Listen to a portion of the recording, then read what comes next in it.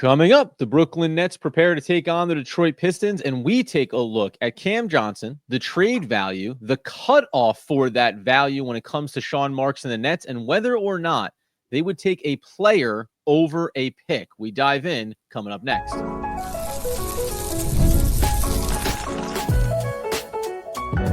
You are Locked On Nets, your daily Brooklyn Nets podcast. Part of the Locked On Podcast Network, your team every day.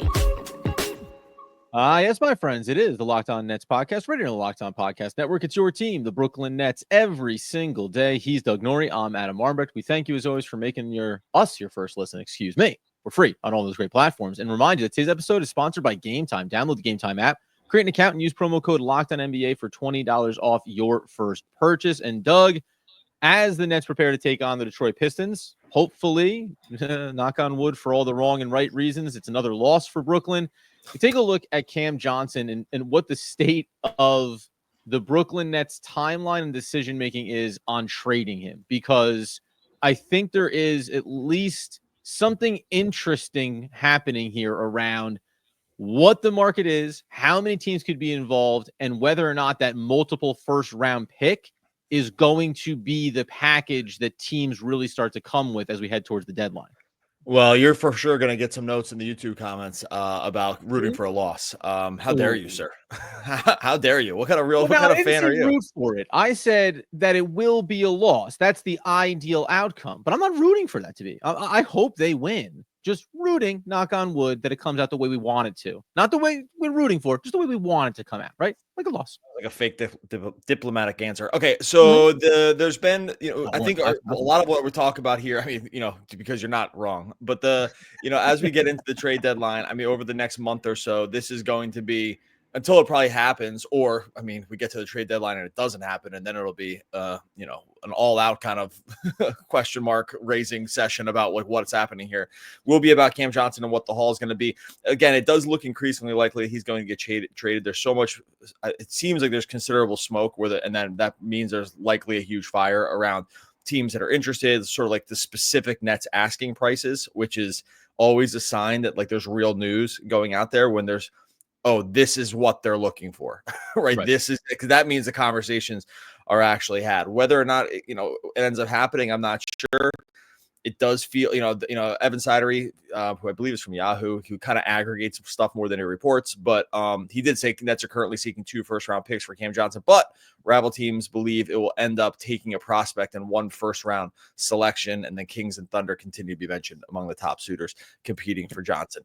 So Kings, a little surprising. Thunder, not so much. Thunder's the exciting one if you're a Nets fan, because the Thunder have so much to kind of give up. But I think in the end, we see it done. I think in the end we see something that like fans feel satisfied about getting back, and I'm not sure that it's going to happen here in the next 2 days or something like that.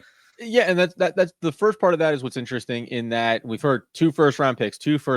That's what the Nets want for Cam Johnson. We talked about it before, Sean Marks, and setting that bar, and then in the past we've seen him maybe hold on to that bar a little bit too hard, a little bit too strong, and then the trade deadline comes and goes. On the flip side of that, you get that, and then you also get like he got a haul for KD and he got a haul for Mikal. So there's 2 times where he's pulled it off and gotten probably way more anyone would have thought. And this is the case for waiting. See, everyone gets mad about waiting, including us.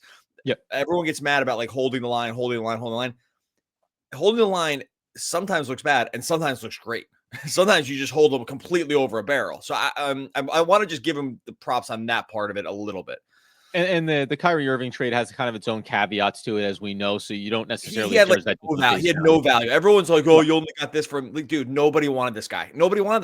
So that one doesn't count for me. No. And to your point, I guess on the positive side of Sean Marks' decision making, okay, maybe you don't get the most value on Dorian Finney-Smith, right, over the course of his tenure with the Nets and when you could have traded. Okay, but where did you get the most value? Kevin Durant, guess what? He had some of the highest potential for return. Mikal Bridges wouldn't even realize how high that return potential could be, and you were able to do that. So if you are balancing the ledger, to your point, I think you'd say, yeah, okay, maybe sometimes the role player guys, right? Some of those lesser assets, you hold a hard line on and you don't always get there. Then you end up taking, 60 cents on the dollar for what you wanted 2 years ago. But when it comes to the most valuable pieces, he seems to have been able to come through. So I'll be really curious to see what happens when it comes to Cam Johnson and really if this 2 first-round pick and now the way it's getting reported or the equivalent value. Because we've seen in every one of these trades so far this season, yes, a young player has come back in it, but not one that you look at and you go, oh, if you are a team that over the next couple of seasons is going to get back to a place, which recently Sean Marks commented on, of being attractive for another big swing for going after a superstar, right? Now, he acknowledged that they're obviously nowhere near that right now, but we have an owner that's ready, in his words, to paraphrase, that has been shown the willingness and readiness to go all in and kind of blow past any of those thresholds and the price points, right? And the extra dollars you're going to have to spend. We know we have ownership that's willing to do that. We also know that over 2, 3, and 4 years, we've been able to build our organization since he came in and took over to a point where we become very attractive for superstar talent. So whenever that's going to take place, there's clearly a confidence in that. I've been having this little thought about what's the price point on Johnson? Are they going to find the right deal for them? And how much do they hold in this equation of, well, Cam Johnson is probably out of those 3 players we've talked about now, Schroeder, Dorian Finney-Smith, and Cam Johnson, age, value, skill, is a guy that if at the end of next season you're having a conversation about being an attractive landing spot, he would still be a great piece to have around this team. I do wonder a little bit of the organizational push and pull if you don't get those offers that you're looking for. I think he basically has to take a deal on him. I think that it would be crazy not to with where they are. I know he mentioned like this big swing, which we're going to talk about, right? Like, going forward again, and Cam Johnson lines up with it. If you think you're going to just do something else, I just think it's, again, to hold on to him would be wish casting this thing that you think is going to happen. Like they did this with Mikal last year. Like it was like Donovan Mitchell. And it's like, well, no, like it's just, this is why drafting is more difficult, but also like sort of like safer to some degree, because you can just get the draft picks and know those guys are going to be on your team for one. Now you have to have a lot of other stuff work out, but you're not like sitting around waiting for the best players.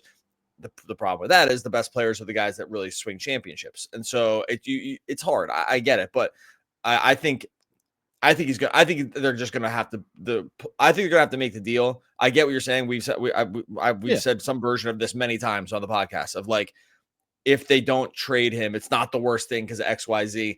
That is a little copium. Probably, I think. I think there's a little bit of it there. Well, and by the way, too, and it is also, I think, like I have reframed it at least in that sense of you look at the way the team's been performing since they got rid of Schroeder. Now you move off of Dorian Finney-Smith. I think whatever version this team is going to be, I also don't look at Cam Johnson being on the roster as being detrimental to what the rest of the season looks like. Now, again, just to be clear, they need to trade him. Like that's been our stance. They need to move him. We came to that hardline conclusion months ago about he has to be off this roster for all of the reasons that we discussed. What I find interesting now coming up here in a second is when we look at some of these key teams. You mentioned the Kings, you mentioned the Thunder, the Golden State Warriors are still getting thrown in here, and a very familiar name is being attached to a potential trade for Cam Johnson. We'll dive into that here coming up next. All right, before we get to that, tell you about our friends over at Ultimate College Basketball HC. It's a brand new mobile game. You got to get really excited about this one. Ultimate College Basketball HC. If you ever dreamed of being a college basketball head coach, it's your chance to step into those shoes.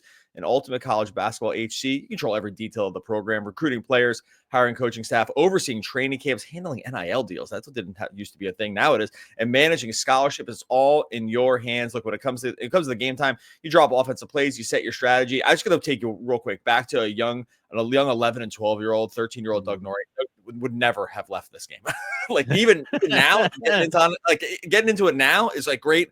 We're already getting into it. There's another version of me that might have just like had to flunk out of school because this is exactly what I wanted to get into when it came to college basketball. That's You so drop funny. those plays, you set the strategy. You're not just going to affect the current season, it's going to shape the future of the school's basketball program. Game that lets you feel the full weight of what it means to be a head coach and lead your team to glory. Here's a special offer for Locked On NBA listeners. Use promo code Locked On CBB, all caps, Locked On CBB, inside the game store to get a free boost for your program. Perfect way to kickstart your coaching career. Download Ultimate College Basketball HC.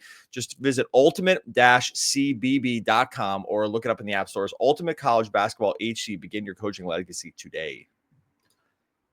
All right, so as we continue today's Locked On Nets episode, talking about Cam Johnson, talking about trades, talking about what the Brooklyn Nets are going to do here as the deadline is less than a month away. The one team, so I wanted to get into this Golden State Warrior piece of it because it's familiar. Jonathan Kuminga is the name getting thrown out there, and what does that look like, and how would the Nets associate him inside of the process that they want to have going forward?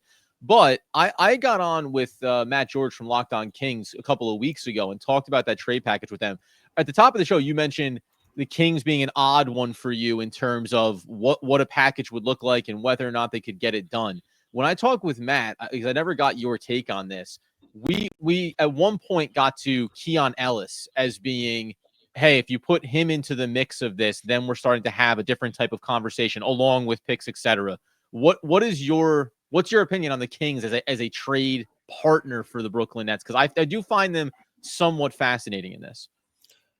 I mean, I'm not excited by it only because I'm just like, I personally am dead set on the Thunder at this point, which we'll get into here in a little bit. But like I've got all sights on the Thunder. But now in the Kings version, like Keon Ellis isn't a needle mover for me, like more of a point of attack defender than he is like any kind of needle mover. I don't think again, with some of these deals, the case for getting really decent high upside prospects back from these teams is the draft picks you're going to get back are probably never going to be good. Like the Kings, I will say, have a probably better chance of the pick looking better in a couple years than the Thunder. So like that's more the promise. It's like that Suns thing. It's like we'll take the pick and then we'll root for your implosion, right? And the Kings are a viable candidate for that type of scenario as we see, right? Fox asking out, you know, like they're kind of, they've already fired the coach. Like they've have other problems going on here. So that makes the draft pick equity probably higher. But guys like Keon Ellis aren't needle movers for me, even though I think he's like a decent player and he's been important to play next to Fox. And I probably think at times he should have played more. But overall, that's not like if it was Keon Ellis in a first round pick, Nets fans would. I already know what the comments will be. I don't even. I wouldn't even need to log on to a single thing to know what the comments would be about that, and they probably wouldn't be wrong. Well, and by the way, as I want to move on to the Oklahoma City Thunder of it all, because they are the team that has the haul and has the players and has a lot of options on the table for Brooklyn potentially to work with. When I talked with Matt George, we were dealing with the 2 first-round picks, and then can't remember the players that they threw out there. I said, listen, you're not going to be high on the list for the Brooklyn Nets in terms of packages. I was going to be honest with you, 2 first-round picks and some salary matching is not going to do it. And I was, well, what about Keon Ellis and to the 2 first-round picks? I said, okay. I was like, you're having a conversation now. I was like, but I still don't know. I still don't know if you would be top 3 for the Brooklyn Nets. And most of that was about trying to jump in the water early and get the deal done before other teams really start to formulate. Because if Oklahoma City comes calling for the Brooklyn Nets with the amount of picks they have and the amount of young talent they have, that is a very attractive trade partner for the Brooklyn Nets and Sean Marks to say, okay, if you're opening it up and we get to kind of cherry pick maybe what we like here, the Nets can end up getting not only the pick assets, but also a player that you feel like has real value to build forward with. Excuse me. I mean, if it was like a pick and Topic, I mean, forget it. Like that, like because he was 12th pick overall. This is where I never can totally get. Like, I can't imagine Presti does this after they just picked him 12th. But at the same time, if you're really incentivized to go all in, like the guy's not even on the team, fans haven't even gotten used to the guy. You know what I mean? Like they haven't ever seen him. It's like a little bit easier to just unload it. In this, like the fan base perception or how it gets reacted to, it's like, well, you don't know what he is, technically you don't know what this guy's going to be fully yet, right? So it's a mystery. He had an ACL. He fell to 12th in the draft. He would have gone like 4th or 5th if he had been healthy. Like he would have, or maybe higher, right? So he would have been a very high lottery week draft for sure. But taller point guard, good playmaking. Like this is the kind of guy that you would take a flyer on. It's a little risky. He's got the injury history, but him plus a first, I'm sure the Thunder. This is how you always want to rate it. Would the Thunder fans be happy about it? And you'd be like, no. It's like, oh, that'd be nice. That'd be nice. Because the Thunder fans, that it's a pick in the sky. So it's probably an overpay a little bit, maybe just because you already know what that draft position was and it could have been higher. But this is what makes the Thunder have such a haul of picks. A lot of them are going to be bad because the Thunder are going to be good for a while here. But they have a few young players too. Aaron Wiggins gets tossed around a lot. That make it like somewhat interesting. But Topic, I think like he's the interesting one because the organization can't tell themselves like a full story about him yet. And that there was like significant draft equity because you can kind of like slot his draft. You already know kind of his draft slot, what it would have been and could have been. So like you already can kind of like know what the perceived value is. I think the Thunder are the easiest, cleanest match because they can go probably the highest with any bid. Probably just need to make sure these other teams are actually bidding, which it does seem like they are. So I think that like that's the other thing. That's like, oh, maybe there will be an actual bidding thing where they need to feel like they need to kick in for a guy that exactly what they need to make a championship run. And they do have 33 total picks as well. Like Oklahoma City is that team that has all these picks from all these moves, and they have protections on first round picks going in 2025 with Philadelphia, with Utah, all the way out into 26 with Houston and the Clippers being involved there as well. So, I think a part of that too is as long as, I don't mean this as a breaking point of a deal, but as long as the Nets can go to that table and say the player and we get to cherry pick which first round pick that we're after here, right? We get to, same thing you said about the Kings. Listen, this is a team that maybe has the ability to implode. Hey, I just want to look at other teams that are older that in 2028 are definitely going to be, or, highly likely to be teams that are going to be doing some forming of rebuilding to their roster. Great. We'll take a flyer on them. No protections on that first round pick, whatever it may be. Obviously, they're going to be a viable option. The one footnote here that I find interesting too for OKC or for any of these deals is I was reading, I want to give credit to who wrote the article, but that the unlikely incentives that Cam Johnson has attached to his contract also need to be accounted for when you make these deals. Even though they're unlikely to hit, you still have to act as though they're going to be a potential part of that. And I don't mean that when you're trading out assets and numbers, the dollars have to match up with $4 or $5 million in potential bonuses for Cam Johnson. But the team that takes on his contract has to remember there's a world where we end up having to pay him an extra $4 million if he hits some of these incentive marks. And that does clear out. The OKC still becomes a viable candidate because they have this great situation where a lot of young players, they're not paying a ton of guys a ton of money, but teams have to account for on the back end, increasing what Cam Johnson's salary looks like over the back end of this year if he were to hit some of those incentives as well. I was looking real quick what those were. Like a lot of these are, he has two breakdowns. He has likely to be earned is like 1.1 million, and then unlikely to be earned is like 3.3 million. And I was just trying to see the break because some of these likely ones are like 42 games, reach the playoffs. I mean, that's a funny one because wherever you go, you got traded to, that one in. he would get that one. Individual performance is like he's easily there right now, 50 points a game, though that would drop a little bit on a new team. True shooting above 60, I'm pretty sure he's over that. He's got some interesting ones. Anyway, so I think that like I see if I can what the unlikely ones are. It's probably like all NBA and stuff like that. Or like all-star and these things that would like really shoot him up, but he's like there's no chance it's gonna happen. For some of these teams, I guess that would really, really matter. I guess I would probably have to factor that in a little bit, but I think that it does speak to one thing. It's like, and this is why he's going to get traded probably, is he's playing so well. He's playing awesome. Like he's been so good. I mean, thank goodness. To account for these almost unachievable attachments to his contract is enough reason to want to trade for him anyway and be like, yeah, if he's going to play that good, what do I care?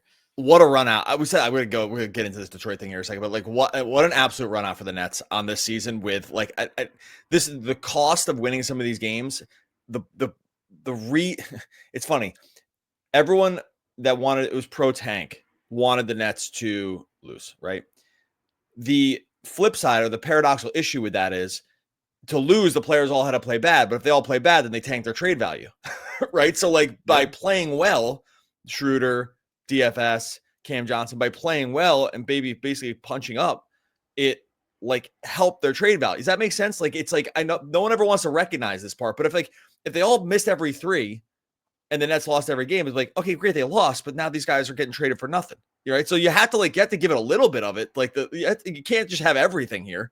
And in the old like content creation department and covering the team 5 days a week, I'd much rather be having these discussions where the players performed well and we're talking about what the trade packages are, as opposed to the flip side of it is, which would have been even if the team was absolutely bad and they're high in the draft odds and looks like they're going to get that number 1 overall pick, we'd still have to do all the way through February 6th the conversations of this is why you should have traded Jordan Smith 2 years ago.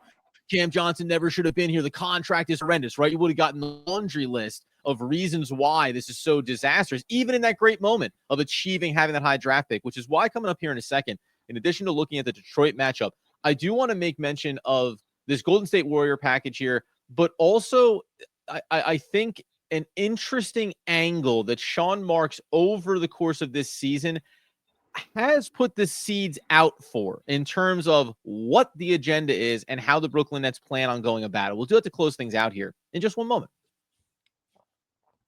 All right, before we get to that, tell you about our friends over at Gametime. You love going to live events, sports, music, theater, comedy. It's all there, making those memories.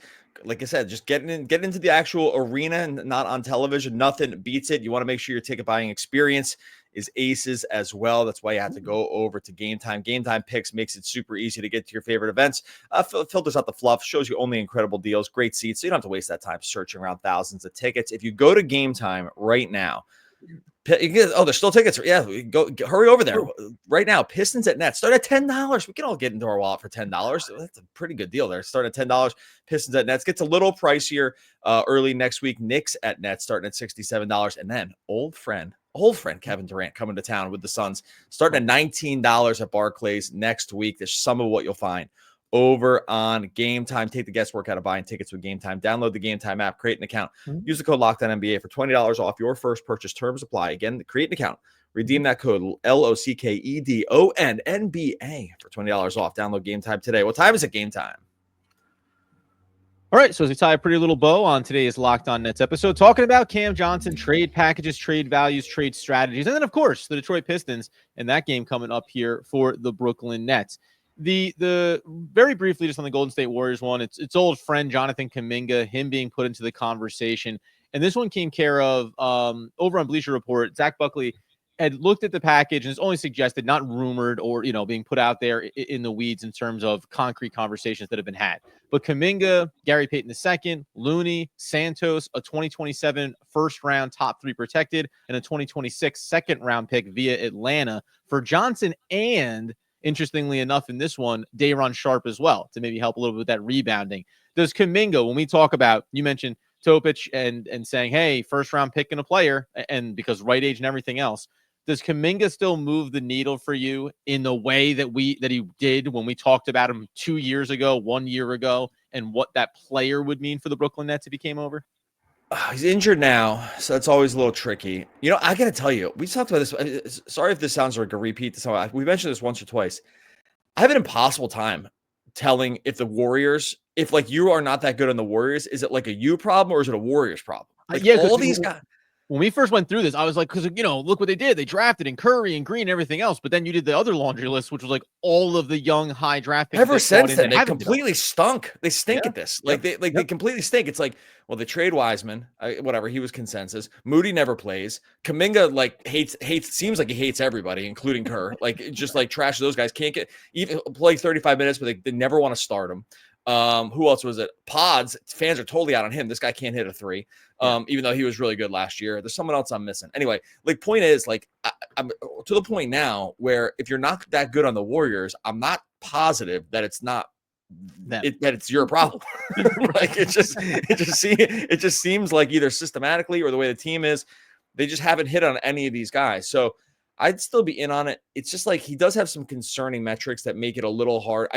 It's funny too, because sometimes you look at the overall athleticism, and when guys can really pop off the page, I would call this maybe sometimes the Jalen Green effect. It's sometimes you just have absolute highlight reel stuff that really raises what the perceived value of a guy is. And then it helps you ignore some of the other really important analytical basketball things, right? Right. He 34% from 3 for his career on not a ton of volume. That's tough in the NBA. You can do it, but if you're a wing creator, you kind of have to take threes and hit them. And he doesn't really do that much. The free throw shooting stinks, which is a really bad sign for projecting out future ability to hit other shots, right? Like when you're a wing player that shoots less than 70% from the line, that's a bad sign. So I don't know. I'm on the fence. I still think it's like worth it. He's 22 years old. That's really young. Like, or it's not.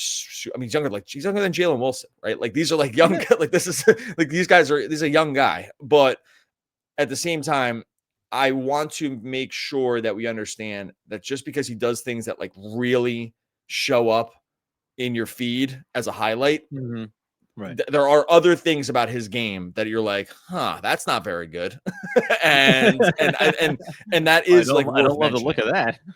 I mean, you're a wing player that shoots 69% from the line. Like that's bad. That's bad. Like you can't, if you want to be an on-ball creator that has the ball all the time, and you can't make your free throws, like that's just it doesn't raise your ceiling very much. 100%. And one thing also worth noting here is we'll continue to talk about different trade partners. Memphis Grizzlies were one of the ones that were associated not only with Dorian Finney-Smith at the time that went down, but also with Cam Johnson. But apparently there's been some rumors that the Memphis Grizzlies are disgusted with Brooklyn and however they went about handling that, where they ultimately sent him to the Lakers. I know there was something about that for me where I was like, yeah, whatever. Like, you know what I mean? Like, you want the players you don't spurned by, you rejected our offer, or, we got to the 25th hour. Like, sorry, that's business, baby. Like, what do you want me to tell you? Oh, so sorry, we didn't take it out of, good faith when a better offer for our organization came across the door. Yeah, I never put much stock in there, only because it's like, there's only 29 other teams to trade with. So be mad for as long as you want to be like, but this is why I was like, don't trade him to the Knicks. I'm like, are you crazy? There's not infinity teams to trade to. Just if the Knicks have a good package, you trade them right away. Who cares if they, are in your neighborhood? So the Grizzlies thing about them being mad, I never put a ton of stock into it because I don't know, like you can't call like the Tacoma Thunder, like about to see if they have any guys, or like, the Omaha Owls to see if like they have a guy. Like there's only 29 other teams to trade with. You just have to do business with these guys. The Nets in the meantime will take on the Detroit Pistons tonight. Obviously, I think the line opened at Detroit -6.5, but now it's up to 8.5. So it's going in the right direction or wrong direction, depending on which way you look at it. I got to tell you, man, this is one of those games where it's just, this feels ripe for the Nets to win this game, regardless of who goes on the court, because it's Detroit. And I hate to rag on an organization that keeps trying to do it right. They're trying to do it right so bad, and yet they are still in the conversation of maybe we're tanking this year. Like they're trying like hell, but they also might be tanking simultaneously. They're almost doing a better job than Brooklyn at their goal of what they want to achieve in this season. Well, if you're, if you're 8.5 dogs at home against the Pistons, it's on. The tank is on, folks.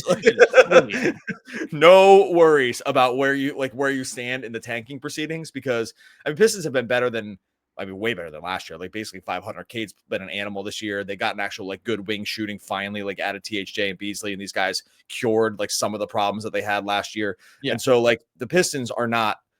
This isn't your younger cousin that was, a year younger than you's Pistons. This is like a team that's actually kind of decent-ish. Like they're probably headed for the play-in or something like that. So it's not totally crazy. Yeah, 18. Yeah, they're 500. They're 500 this year. So it's not totally crazy.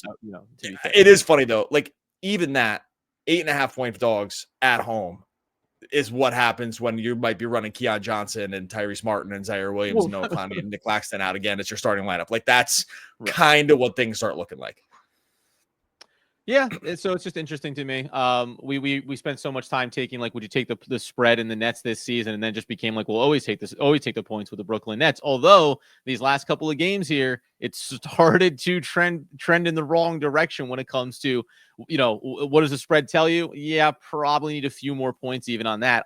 All the good players don't play. And it's been a factor. It's certainly been a factor. It's certainly been a factor in who to pick. They traded Schroeder, no Cam Thomas, right? Like Cam Johnson's out. They traded DFS, who was like their best net rating guy on the season, basically.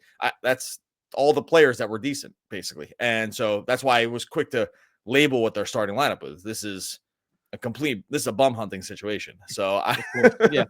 So I mean, it's gonna be interesting to get through this game and see where the Nets come out the other side. I think they're only about 5 games back from the 3rd overall pick, so to keep monitoring this tankathon stuff. But in the end, it just the results are. Oh, and by the way, like we'll get into this probably not tomorrow. We'll talk about the Detroit game by the end of the week.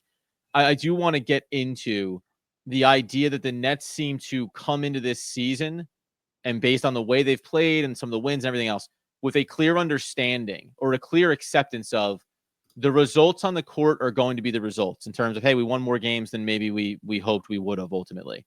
And that's okay because we have these 4 first-round draft picks, because we have all these holes, because we keep trading guys. I think that philosophically, agree or disagree, the Nets approach this as, we do want to reset our culture. We do want to reset with hopefully our future head coach for the long term.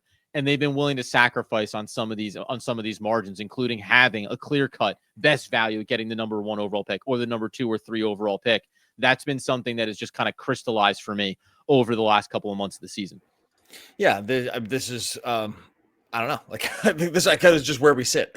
Like, yeah. I don't know. Like, yeah. And I think that's been like an organizational mentality. They're like, yeah, this is where we're at. This is where we're at, and whatever happens is going to happen. We're going to trade some guys, but this is what it is, and we're not going to be over. It doesn't seem like they're overly stressed about winning some of these games, having some vibes.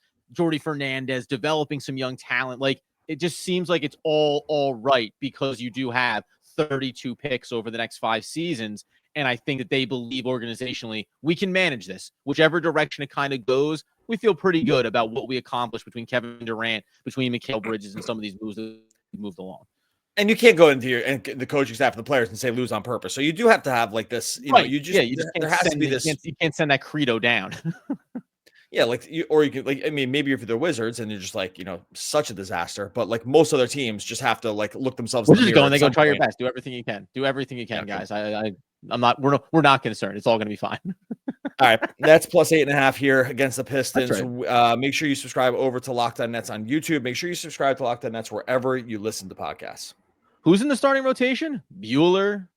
We all know. But that's the economics teacher.